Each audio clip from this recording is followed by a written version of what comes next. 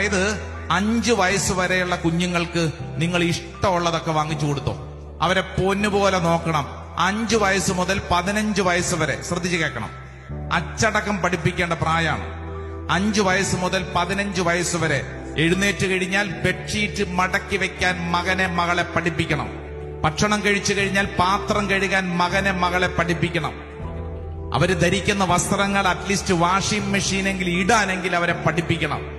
അവര് താമസിക്കുന്ന മുറി അടിച്ചു വാരാൻ അവരെ പഠിപ്പിക്കണം. അച്ചടക്കം പഠിപ്പിക്കണം. 5 വയസ്സ് മുതൽ 15 വയസ്സ് വരെ ശ്രദ്ധിക്കേണ്ട കാര്യം ഞാൻ ഈ പറയുന്നത്. 15 വയസ്സ് മുതൽ മുകളിലോട്ട് നിങ്ങളുടെ മക്കളെ നിങ്ങളൊരു ഫ്രണ്ടിനെ പോലെ, സുഹൃത്തിനെ പോലെ കൈകാര്യം ചെയ്യണം. മനസ്സിലാവുന്നുണ്ടോ? ഓരോ കാലഘട്ടത്തിലും ഓരോ രീതിയിലും കൈകാര്യം ചെയ്തില്ലെങ്കിൽ ഇപ്പൊ സംഭവിക്കുന്ന എന്നാന്നറിയോ? 25 വയസ്സാകുമ്പോഴാണ് നമ്മൾ 5 വയസ്സിൽ കൊടുക്കേണ്ട ട്രെയിനിങ് തുടങ്ങുന്നത്. എടാ ബെഡ്ഷീറ്റ് മടക്കി വെക്കടാ. എത്രയാ വയസ്സ്? 25.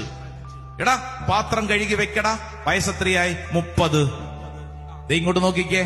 കൊടുക്കേണ്ടത് കൊടുക്കേണ്ട പ്രായത്തിൽ, കൊടുക്കേണ്ട അളവിൽ കൊടുക്കണം. ഒരു പ്രായം കഴിഞ്ഞിട്ടല്ല. നമ്മൾ ശ്രദ്ധിക്കണം. ഈ കാലഘട്ടത്തിൽ പേരന്റിങ് എന്നൊക്കെ പറയുന്നത് വളരെ വിഷമം പിടിച്ച കാര്യമാണെങ്കിൽ അത് ഓരോ പ്രായത്തിനും പ്രായത്തിൻ്റെതായ രീതികളിൽ ശ്രദ്ധിക്കാഞ്ഞത് കൊണ്ടല്ലേ പലപ്പോഴും ഭാരമായി മാറുന്നത്.